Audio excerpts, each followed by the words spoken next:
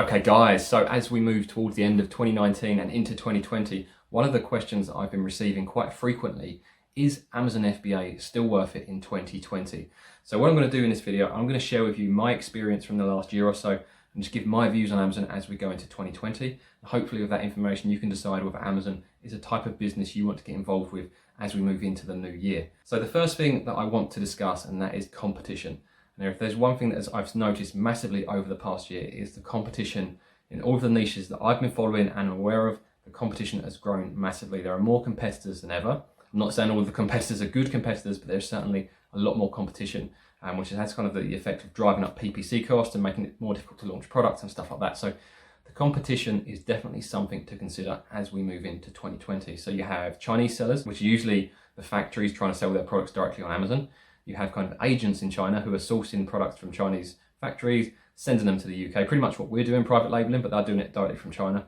You're then also competing with Amazon themselves, and then you're going to be competing with other FBA sellers in the UK, Europe and US. So there's lots of competition. There's more and more awareness around FBA, so there's going to become more competitors as we go into 2020 and beyond. So competition is growing all the time, so be aware of that. So if you're looking at the marketplaces already and thinking, wow, they're quite saturated, they're probably only going to get worse as we go forward.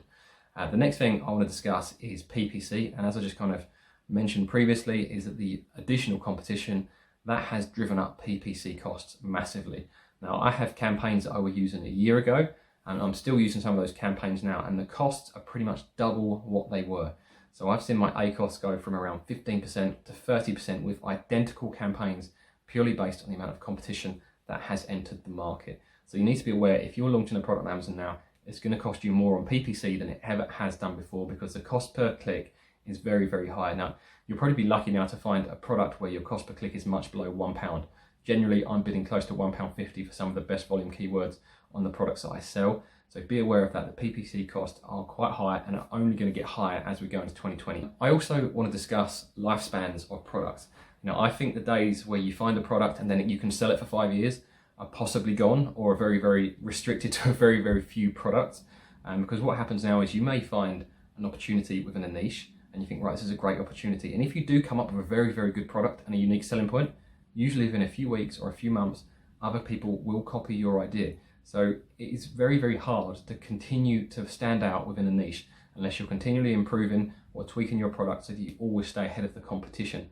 So keep that in mind, that when you launch a product, you spend all this time doing the product research, investing in the brand, customizing the product. It may only be for a 3, 6, 9, 12 month life cycle. I wouldn't necessarily think that a product is forever.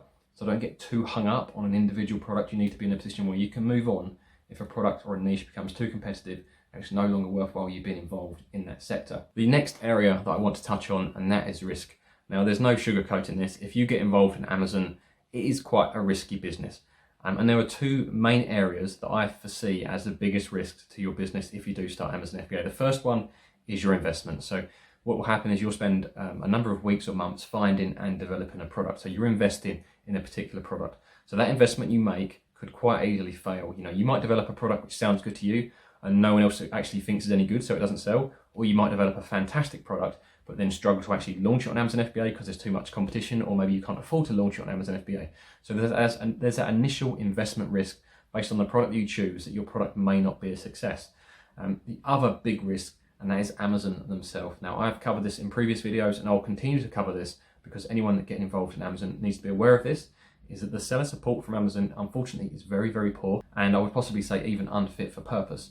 Now, I've been selling on Amazon for over a year, and with running the YouTube channel and the FBA Elite forums, I've received far too many messages and emails from people that have had products or accounts suspended on Amazon when they have seemingly done very, very little wrong or nothing wrong at all. You need to be aware that if you are selling on Amazon at any time, your account could get suspended and you may not have put a step wrong. So just keep that in mind. You need to be able to accept that that is a possible outcome, and if it does happen, it can be quite difficult to get your account or product reinstated. You have to do what's called a plan of action, which is a very long-winded email to Amazon seller support trying to justify why your account or product should be reinstated.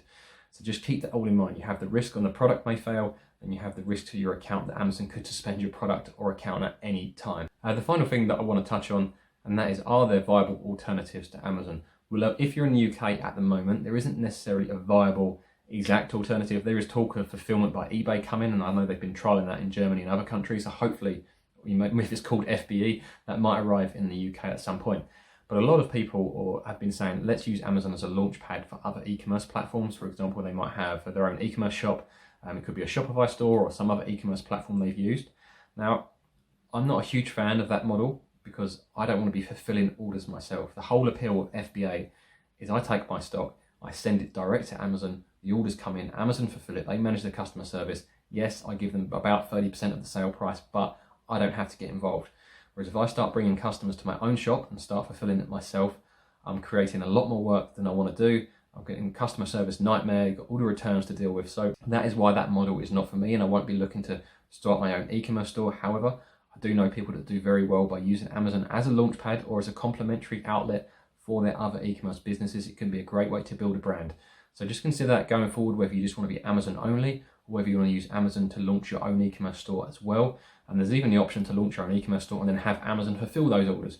So just have a think about that. It's not just Amazon, there are alternatives. So hopefully this video has given you kind of an honest appraisal of where Amazon is going forward. Will I be selling on Amazon going into 2020? Yes. As I covered in a video a couple of weeks back, I'm actually starting a second brand as I go into 2020.